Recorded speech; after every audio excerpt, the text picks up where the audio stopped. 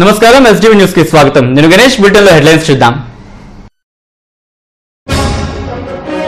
Jagadamba సెంటర్లోని Titan showroom లో భారీ అగ్ని ప్రమాదం, 3 షాపులు దగ్ధం, మంటలను అదుపు చేసిన ఫైర్ సిబ్బంది, లక్షల్లో ఆస్తి నష్టం.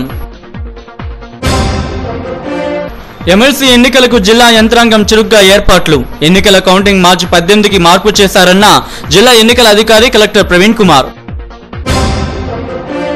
భీమిలి తహసీల్దార్ రామారావు ఇళ్లపై ఏసీబీ దాడులు, ఏకకాలంలో 7 చోట్ల తనిఖీలు, 10 కోట్లకు పైగా అక్రమ ఆస్తులు గుర్తింపు, లాకర్లు తెరవాల్సి ఉందన్న డీసీపీ రామకృష్ణ ప్రసాద్. హెడ్సెట్ 2017 వెబ్సైట్లో దరఖాస్తులకు ఆహ్వానం, రాష్ట్ర వ్యాప్తంగా 16 కేంద్రాల్లో ఏప్రిల్ 19న ఆన్లైన్ పరీక్ష నిర్వహిస్తామన్న ఏయూవీసీ ప్రొఫెసర్ నాగేశ్వర్. అండర్-17 వరల్డ్ కప్ ఫుట్బాల్ టోర్నీకి అవగాహన, 1,10,00,000 మంది క్రీడాకారులను తయారు చేయడమే లక్ష్యమన్న క్రీడల శాఖ ముఖ్య కార్యదర్శి సుబ్రహ్మణ్యం. ఇక డీటెయిల్స్ లోకి వస్తే, నిత్యం జనంతో రద్దీగా ఉండే జగదాంబ సెంటర్ అగ్నిగుండంలా మారింది. జగదాంబ థియేటర్ ఎదురుగా ఉన్న టైటాన్ షోరూమ్ లో భారీ అగ్ని ప్రమాదం సంభవించింది. రాత్రి 9 గంటల ప్రాంతంలో టైటాన్ షోరూమ్ నుంచి ఒక్కసారిగా మంటలు రావడంతో ఆ ప్రాంతంలో భయానక వాతావరణం నెలకొంది. ఒక షాప్ నుంచి మరో షాపునకు మంటలు వ్యాపించడంతో జనం భయంతో పరుగులు తీశారు. టైటాన్ షోరూమ్ పూర్తిగా దగ్ధమైంది. దాంతో పాటుగానే పక్కన ఉన్న 3 షాపులకు మంటలు వ్యాపించాయి. గ్రౌండ్ ఫ్లోర్ నుంచి ఫస్ట్ ఫ్లోర్ వరకు ఈ షాపింగ్ కాంప్లెక్స్ లో అన్ని వ్యాపార కేంద్రాలు ఉన్నాయి. ఫస్ట్ ఫ్లోర్ లో ఉన్న టైటాన్ షోరూమ్ నుంచి పగలు దాని నుంచి భారీగా మంటలు ఎగిసిపడ్డాయి. మిగతా షాపుల షట్టర్ల నుంచి కూడా పగలు మంటలు రావడంతో ఎవరికి వారి ప్రాణాలు అరచేతిలో పెట్టుకుని పరుగులు తీశారు. రాత్రి సమయం కావడంతో మిగతా షాపులకు మంటలు వ్యాపించే అవకాశం ఉండడంతో ఫైర్ సిబ్బంది తీవ్రంగా శ్రమించాల్సి వచ్చింది. ప్రమాదానికి కారణాలపై ఆరా తీస్తున్నారు. పోలీసు, ఫైర్ సిబ్బంది మంటలు అదుపు చేసేందుకు తీవ్రంగా ప్రయత్నించారు. నష్టం లక్షల్లో ఉంటుందని అంచనా వేస్తున్నారు.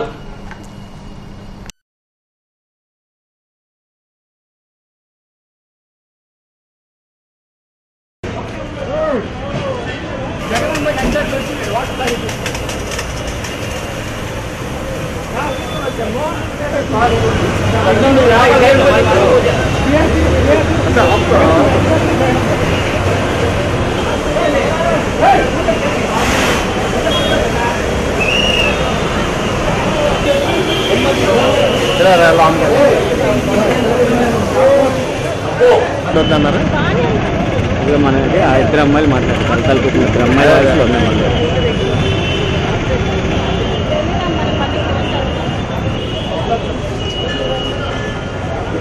बात है।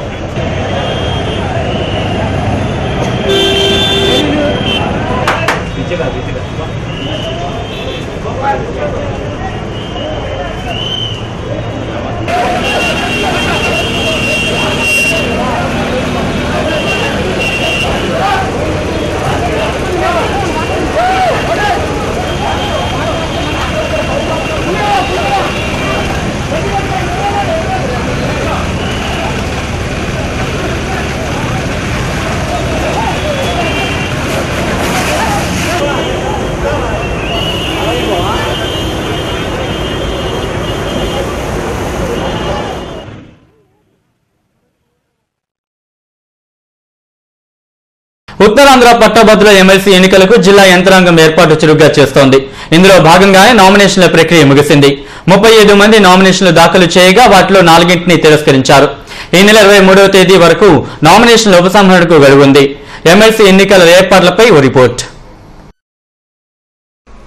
ఎమ్మెల్సీ ఎన్నికల బరిలో ఉండే అభ్యర్థులకు ఎన్నికల కోడ్ ఆఫ్ కండక్ట్ ను అమలు చేయనున్నారు. ఎన్నికల కమిషన్ ఆదేశాల మేరకు ఈ నిబంధనలను అతిక్రమించే వారిపై కఠిన చర్యలు తీసుకునేందుకు సిద్ధమవుతున్నారు. ఇటీవల టీడీపీ, బీజేపీ అభ్యర్థి మాధవ్ నామినేషన్ సందర్భంగా ఎన్నికల కోడ్ ఉల్లంఘన జరిగిందని వచ్చిన ఫిర్యాదు మేరకు జిల్లా ఎన్నికల అధికారి కలెక్టర్ ప్రవీణ్ కుమార్ నోటీసులు జారీ చేశారు. పోలీసులతో పాటు నిబంధనలు అతిక్రమించిన వారికి కూడా నోటీసులు ఇచ్చామని, ఇప్పటికే పోలీసులు సమాధానమిచ్చారని కలెక్టర్ తెలిపారు. వీటన్నిటిని ఎన్నికల కమిషన్ దృష్టికి తెచ్చామని, వారి ఆదేశాల మేరకు తదుపరి చర్యలు తీసుకుంటామని చెప్పారు. నామినేషన్ ఫైల్ చేస్తున్నప్పుడు ఒక పార్టీ సంబంధించి కొన్ని model code of conduct violation చేసినట్టు మా దృష్టిలో వచ్చింది. ఆ రోజు డిఆర్ఓ గారు నామినేషన్ తీసుకున్నారు. ఎందుకు నామినేషన్ టైంలో ఇట్లా వైలేషన్ అయింది ఇది తెలుసుకోవడానికి as per the election commission guide lines అలాగే ఉన్న ప్రొసీజర్ ప్రకారం క్యాండిడేట్స్ అలాగే పోలీసు అందరికీ కూడా షో కాజ్ నోటీస్ ఇవ్వడం జరిగింది. అలాగే డీటెయిల్ రిపోర్ట్ వాళ్ళు రిప్లై కూడా ఇచ్చారు. దాని తర్వాత డీటెయిల్ రిపోర్ట్ కూడా ఎలక్షన్ కమిషన్ వారికి నిన్న పంపించడం జరిగింది. మళ్ళీ ఒక నోటిఫికేషన్ వచ్చింది. ఇప్పుడు దాకా ఎలక్షన్ మా 9వ తేదీ ఉంది, కౌంటింగ్ ఇప్పుడు దాకా 15వ తేదీ ఉండేది. కానీ ఏదో కారణం వల్ల కౌంటింగ్ మన 18వ తేదీ నిర్వహించడం జరుగుతుంది. అలాగే ఇప్పుడు 23వ తేదీ దాకా నామినేషన్ విత్డ్రాల్ చేయడానికి, క్యాండిడేచర్ విత్డ్రాల్ చేయడానికి టైం ఉంది. కాబట్టి ఆ తర్వాత మళ్ళీ క్యాండిడేట్స్ కూడా క్యాంపెయినింగ్ అని స్టార్ట్ చేస్తారు. రెండోది model code of conduct violation సంబంధించి కూడా మేము చాలా జాగ్రత్తగా అన్ని ఏర్పాటు చేస్తున్నాము. ఇదిలా ఉంటే ఎన్నికల కౌంటింగ్ మార్చి 15 కాకుండా 18వ తేదీకి మారింది. తాజాగా ఎన్నికల కమిషన్ నుంచి తమకు సమాచారం వచ్చిందని జిల్లా ఎన్నికల అధికారి ప్రవీణ్ కుమార్ వెల్లడించారు. రెవెన్యూ శాఖలో మరో అవినీతి తిమింగలం ఏసీబీకి చిక్కింది. భీమిలి తహసీల్దార్ రామారావు ఇంటిపై తనిఖీలు నిర్వహించారు. 41 లక్షల నగదు, కేజీ బంగారు వస్తువులు స్వాధీనం చేసుకున్నారు. రాష్ట్ర వ్యాప్తంగా 7 చోట్ల ఏకకాలంలో జరిగిన తనిఖీల్లో సుమారు 10 కోట్ల ఆస్తులు గుర్తించారు. తహసీల్దార్ రామారావు అవినీతిపై రిపోర్ట్. భీమిలి తహసీల్దార్ రామారావు తన ఇంటిని కార్యాలయంగా మార్చుకొని అవినీతి స్థావరంగా ఏర్పాటు చేసుకున్నారు. గతంలో ఈయనపై అనేక అవినీతి ఆరోపణలు రావడం, కొన్ని ఫిర్యాదులు కూడా అందడంతో జిల్లా ఏసీబీ అధికారులు కేసు నమోదు చేశారు. దీనిపై విశాఖ, అక్కయ్యపాలెంతో పాటు రాజమండ్రి, హైదరాబాద్ లాంటి 7 చోట్ల ఏకకాలంలో తనిఖీలు నిర్వహించారు. భూమి పాస్ పుస్తకాలకు కానికి 35,000 లంచంగా డిమాండ్ చేస్తూ తన ఇంటిని అవినీతి స్థావరంగా మార్చారు. కార్యాలయంలో ఉండాల్సిన పాస్ పుస్తకాలు తమ ఇంట్లోనే పెట్టుకొని అవినీతికి పాల్పడుతున్నట్లు నిర్ధారణ అయ్యింది.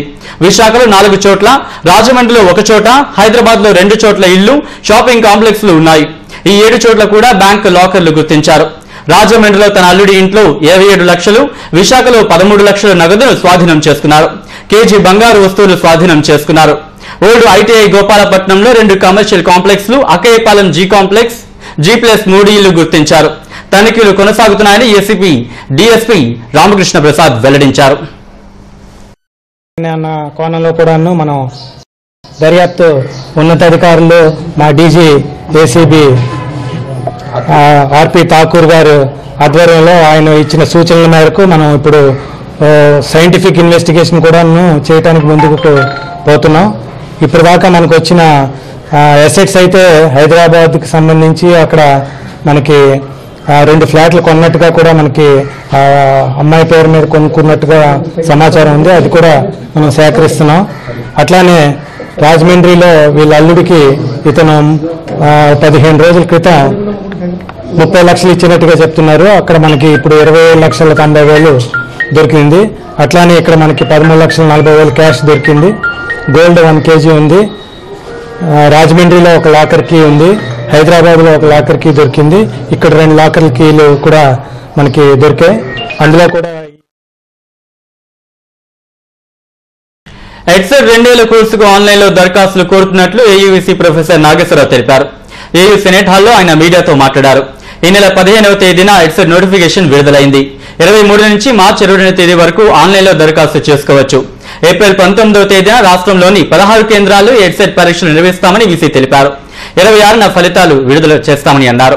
రాష్ట్రంలో 508 బీఈడీ కళాశాలలు ఉండగా వీటిలో 45,068 సీట్లు ఉన్నాయి.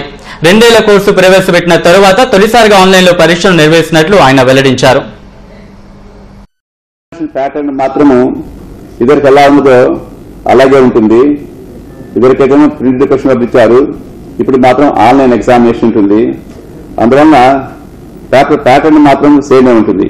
దీనిలో ఎగ్జామినేషన్ లో మనకి 5 సబ్జెక్ట్స్ ఎగ్జామినేషన్ జరుగుతుంది. Social studies. సంఘాలు పటిష్టంగా ఉన్నప్పుడే అభివృద్ధి సాధ్యపడుతుందని జీవీఎంసీ కమిషనర్ హరినారాయణన్ అన్నారు. గాజువాక ఆటోనగర్ డి బ్లాక్ లో సమైక్య apartments flat owners welfare association ఆధ్వర్యంలో ఏర్పాటు చేసిన సీసీ కెమెరాలను ఆయన ప్రారంభించారు. ఐక్యతగా ఏర్పడి ఒకే చోట నివాసం ఏర్పాటు చేసుకోవడం అభినందనీయమని అన్నారు.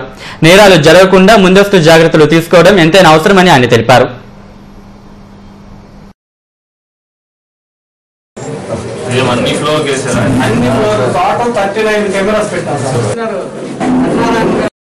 ఫైట్ చేస్తారు, కానీ దానికి దాటి మీరు కెపాసిటీ బిల్డింగ్, సోషల్ డెవలప్మెంట్ కూడా తీసుకోవాల్సిన అవసరం ఉందన్నప్పుడు ఇక్కడ ఉన్న మీ ఫ్యామిలీస్ అందరినీ కూడా దీంట్లో ఒక భాగస్వామ్యం చేసి వాళ్ళందరూ కూడా ఎడ్యుకేట్ చేసి మీరు ఎట్లా దీన్ని ముందుకు తీసుకొచ్చారు, మంచి విషయం అది యాక్చువల్గా. సో నిజంగా ఈ యొక్క సందర్భంగా మీ అందరూ అప్పికొండ సోమేశ్వర ఆలయం మహాశివరాత్రి ఉత్సవాలకు సర్వాంగ సుందరంగా ముస్తాబైంది. దేశంలోనే 3వ పురాతన క్షేత్రంగా పేరొందిన ఈ శివాలయానికి ఉత్తరాంధ్ర నలుమూల నుంచి భక్తులు తరలివస్తారు. ఈ నెల 24వ తేదీ శుక్రవారం తెల్లవారుజాము నుంచే దర్శనాలు కల్పించినట్లు ఆలయ వర్గాలు తెలిపాయి. భక్తుల సౌకర్యార్థం అన్ని ఏర్పాట్లు చేస్తున్నారు.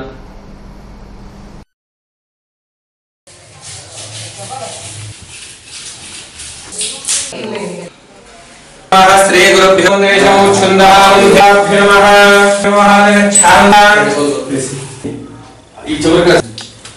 అన్ని డిపార్ట్మెంట్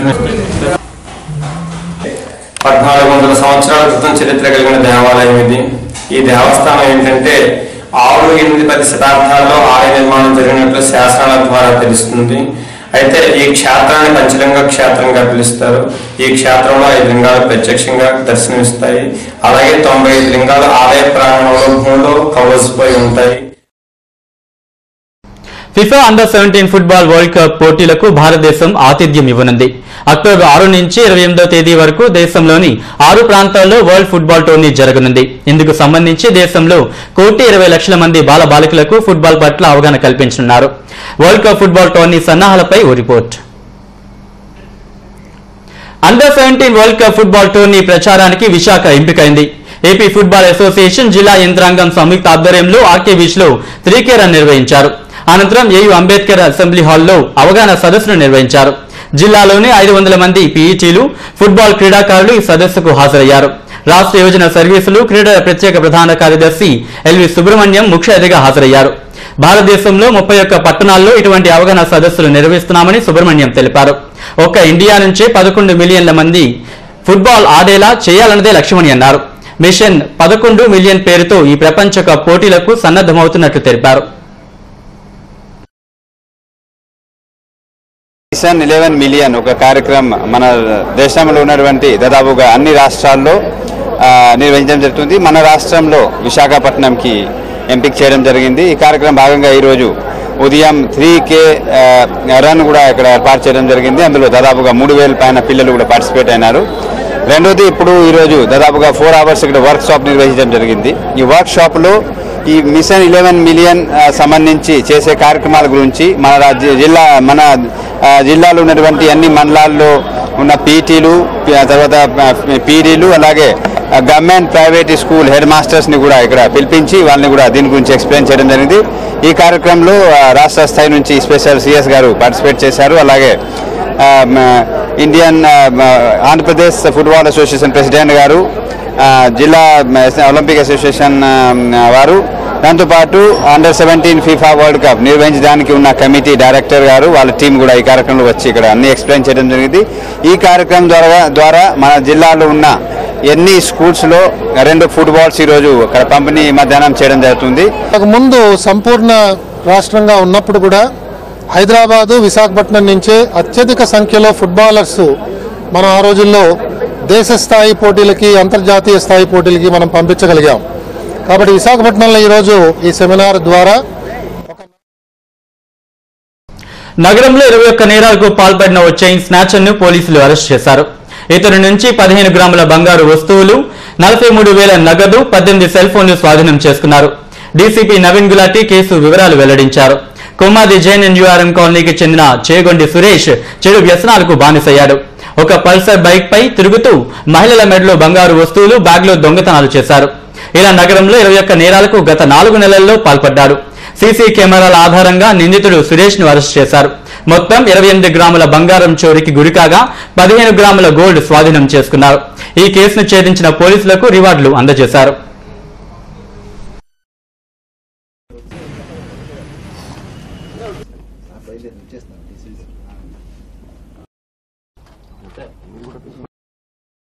మొబైల్ ఫోన్ పట్టుకుని ఎస్కేప్ అక్కడ నుంచి. సో మనమే వేరియస్ ఇందులో చాలా కాన్సన్ట్రేట్ చేసేవారు. క్రైమ్ వాళ్ళు చాలా కాన్సన్ట్రేట్ చేసేవారు ఇది ఇష్యూ మీద. సీసీటీవీ కెమెరాస్ లో కొన్ని మనకు ఫొటోస్ వచ్చింది. ఇది 21 offences Andhra university main gate, Vemana Mandyam, Asalmatta junction. ప్రతి పిహెచ్సి పరిధిలో గర్భిణీల వివరాలను 100% నమోదు చేయాలని డిఎంఎండ్హెచ్ఓ డాక్టర్ సరోజ్ని ఆదేశించారు. కలెక్టరేట్లో జిల్లాలోని పిహెచ్సి వైద్యాధికారులతో సమీక్షించారు. పాయగ్రావుపేట మండలం శ్రీరామపురం పిహెచ్సి పరిధిలో సరిగ్గా విధులు నిర్వహించని 2 ఏఎన్ఎంల జీతాలు నిలిపివేసినట్టు తెలిపారు. సింహాచలం పిహెచ్సి వైద్యాధికారి సమావేశానికి గైర్హాజరవ్వడాన్ని గమనించి వివరణ అడుగుతూ నోటీసులు పంపారు. డేటా ఎంట్రీ ఆపరేటర్ల నిర్లక్ష్యం వల్ల జరుగుతున్న పొరపాట్లపై ఆగ్రహం వ్యక్తం చేశారు. విధుల పట్ల నిర్లక్ష్యం వహించే వారిని తొలగిస్తామని హెచ్చరించారు.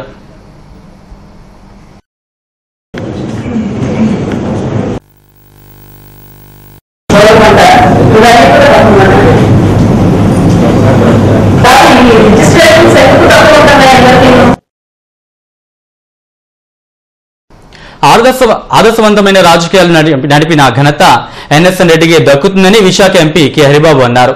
మాజీ మేయర్ ఎన్ఎస్ఎన్ రెడ్డి 87వ జయంతిని జీవీఎంసీ పార్కు వద్ద ఘనంగా నిర్వహించారు. రెడ్డి విగ్రహానికి పలువురు పూలమాల వేసి నివాళులర్పించారు. 1978లో జనతా పార్టీ అభ్యర్థిగా ఎమ్మెల్యే గాను 1981లో మున్సిపల్ మేయర్ గాను విశాఖ వాసులకు సేవలు అందించాలని తెలిపారు. ఆ రోజుల్లో ఆదర్శవంతమైన రాజకీయాలను నడిపిన ఘనత ఆయనకి దక్కుతుందని అన్నారు. ఈ కార్యక్రమంలో విజయానందరెడ్డి, వివేకానందరెడ్డి, తిప్పల నాగిరెడ్డి తదితరులు పాల్గొన్నారు.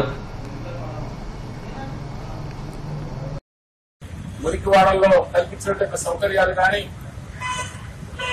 అనేక ప్రాంతాల్లో మంచినీటి సౌకర్యం కోసం వేసినటువంటి బోర్లు కానీ ఆయన మాట్లాడుతుండేవాడు.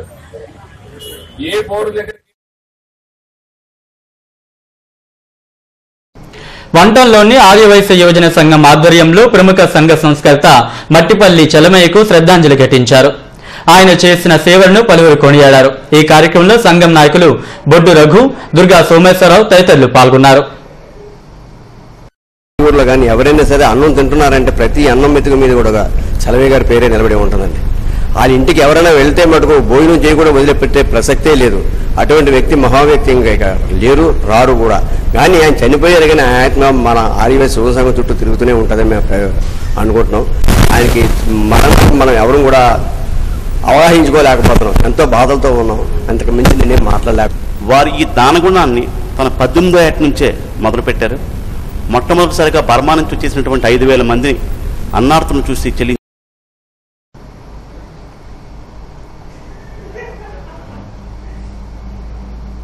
కేంద్ర ప్రభుత్వం భారీగా పెంచిన ఎఫ్సీడీఎల్ చలానాలను వెంటనే రద్దు చేయాలని ఆటో డ్రైవర్స్ వర్కర్స్ ఫెడరేషన్ నగర గౌరవ అధ్యక్షుడు వామనమూర్తి డిమాండ్ చేశారు. పౌర గ్రంథాలను ఆయన మీడియాతో మాట్లాడారు. ఆటో డ్రైవర్లపై చలనాల పేరుతో భారీ మోపడం సరైనది కాదని అన్నారు. ఈ చలనాలను రద్దు చేయకపోతే పెద్ద ఎత్తున ఉద్యమిస్తామని హెచ్చరించారు. కూడా అమలు చేయలేదు సరికదా. ఇవాళ కేంద్రంలో నరేంద్ర మోడీ ప్రభుత్వం అధికారంలోకి వచ్చిన తర్వాత డీజిల్ ధరలు సుమారు 33 సార్లు పెంచారు.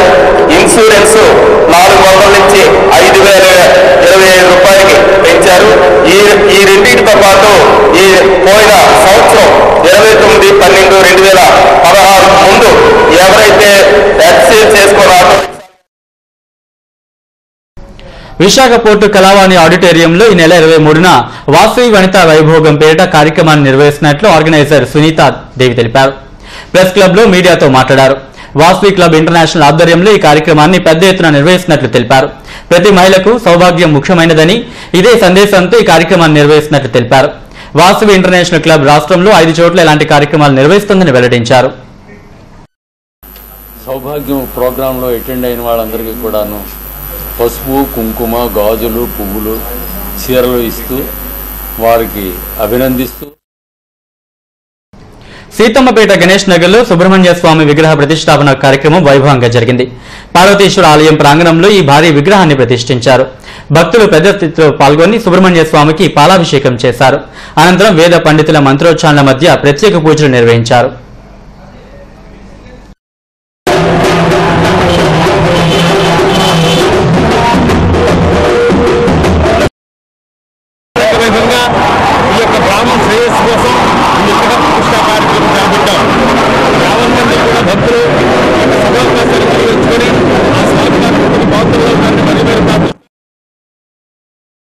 రైల్వే న్యూ కాలనీలోని రైల్వే గ్రౌండ్స్ లో ఫిజియోథెరపిస్ట్ కళాశాలల క్రికెట్ టోర్నమెంట్ ప్రారంభమైంది.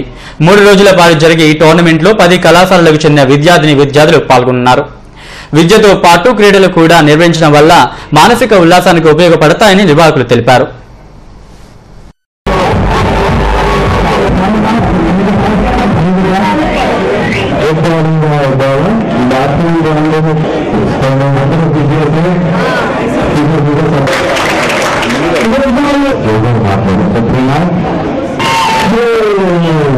VAPM College of Physiotherapy are conducting cricket union of physios for the fourth session. This has been inaugurated on the name of Dr. KSRMV Subbarao, who is the founder and director of our college. Yeah, we arrange this cricket for physiotherapists only to improve the physical assessment skills and as well as improving the self-physical fitness. And I think better will be the students. ఇది మా college లో 4th tournament. Last year tournament మా college win అయింది. And ఇప్పుడు Reliance foundation weather report చూద్దాం. విశాఖ జిల్లా మత్స్యకారులకు Reliance foundation వారి సముద్ర వాతావరణ సమాచారం. ఫిబ్రవరి 23 గాలి వేగం ఉదయం 26 నుండి 30 కిలోమీటర్లు, సాయంత్రం 16 నుండి 18 కిలోమీటర్లు, రాత్రి 14 నుండి 16 కిలోమీటర్లు ఉండవచ్చును. గాలి దిశ ఉదయం సాయంత్రం రాత్రి ఈశాన్య దిశగా ఉండవచ్చును. అలల ఎత్తు ఉదయం 4 నుండి 5 అడుగులు, సాయంత్రం 5 నుండి 6 అడుగులు, రాత్రి 4 నుండి 5 అడుగులు ఉండవచ్చును. ఆకాశం ఉదయం సాయంత్రం రాత్రి పాక్షికంగా మేఘావృతమై ఉండవచ్చును. ఫిబ్రవరి 24 గాలి వేగం ఉదయం 18 నుండి 22 కిలోమీటర్లు, సాయంత్రం 14 నుండి 16 కిలోమీటర్లు, రాత్రి 8 నుండి 10 కిలోమీటర్లు ఉండవచ్చును. గాలి దిశ ఉదయం సాయంత్రం ఉత్తర దిశగా, రాత్రి ఆగ్నేయ దిశగా ఉండవచ్చును. అలల ఎత్తు ఉదయం సాయంత్రం రాత్రి 4 నుండి 5 అడుగులు ఉండవచ్చును. ఆకాశం ఉదయం సాయంత్రం రాత్రి పాక్షికంగా మేఘావృతమై ఉండవచ్చును. మత్స్యకారులకు సూచన. ఇంకాయిస్ వారి గణాంకములను బట్టి రాగల 2 రోజులు సముద్ర వాతావరణం సాధారణ పరిస్థితుల్లో కొనసాగుచున్నది. కావున మత్స్యకారులు వేటకు వెళ్లవచ్చును. విశాఖ జిల్లా రైతు సోదరులకు రిలయన్స్ ఫౌండేషన్ వారి శుభవార్త. మీరు మీ ఫోన్లో ఇంటర్నెట్ వాడుతున్నట్లయితే వాట్సాప్ మరియు జియో చాట్ల ద్వారా మీకు మరింత మెరుగైన సమాచారం అందించుటకు, మీ పంట సమస్యలకు సూచనలు సలహాలు అందించుటకు, నేరుగా ఫొటోస్ మరియు వాయిస్ రూపంలో అందించుటకు ప్రయత్నించుచున్నాము. ఆసక్తిగల రైతులు మీ వాట్సాప్ నంబర్ను రిలయన్స్ ఫౌండేషన్ వారి 9926111121 మొబైల్ నెంబర్కు ఫోన్ చేసి లేదా మెసేజ్ చేసి మీ వివరములు రిజిస్టర్ చేసుకొనవచ్చును. ఈ సమాచారం విన్న రైతులకు రిలయన్స్ ఫౌండేషన్ వారి ధన్యవాదములు. వాతావరణ సమాచారమును ఇంకాయిస్ మరియు యాక్యువెదర్ నుండి స్వీకరించడం జరిగినది. మీరు మరింత సమాచారం కొరకు రిలయన్స్ ఫౌండేషన్ వారి టోల్ ఫ్రీ నెంబర్ 180041988800 నందు సంప్రదించవచ్చును. ఇక బులెటిన్ ముగించేందుకు హెడ్లైన్స్ మరోసారి చూద్దాం. జగదాంబ సెంటర్లోని టైటాన్ షోరూంలో భారీ అగ్ని ప్రమాదం, 3 షాపులు దగ్ధం, మంటలను అదుపు చేసిన ఫైర్ సిబ్బంది, లక్షల్లో ఆస్తి నష్టం. ఎమ్మెల్సీ ఎన్నికలకు జిల్లా యంత్రాంగం చురుగ్గా ఏర్పాట్లు, ఎన్నికల కౌంటింగ్ మార్చి 18కి మార్పు చేశారన్న జిల్లా ఎన్నికల అధికారి కలెక్టర్ ప్రవీణ్ కుమార్. భీమిలి తహసీల్దార్ రామారావు ఇళ్లపై ఏసీబీ దాడులు, ఏకకాలంలో 7 చోట్ల తనిఖీలు, 10 కోట్లకు పైగా అక్రమ ఆస్తుల గుర్తింపు, లాకర్లు తెరవాల్సి ఉందన్న డీసీపీ రామకృష్ణ ప్రసాద్. హెడ్సెట్ 2017 వెబ్సైట్లో దరఖాస్తులకు ఆహ్వానం, రాష్ట్ర వ్యాప్తంగా 16 కేంద్రాల్లో ఏప్రిల్ 19న ఆన్లైన్ పరీక్ష నిర్వహిస్తామన్న ఏయూవీసీ ప్రొఫెసర్ నాగేశ్వర్. అండర్-17 వరల్డ్ కప్ ఫుట్బాల్ టోర్నీకి అవగాహన, 1,10,00,000 మంది క్రీడాకారులను తయారు చేయడమే లక్ష్యమన్న క్రీడల శాఖ ముఖ్య కార్యదర్శి సుబ్రహ్మణ్యం. ఇవి ఇప్పుడు న్యూస్ అప్డేట్స్. మరిన్ని వార్తా విశేషాల కోసం చూస్తుండండి ఎస్డీ న్యూస్.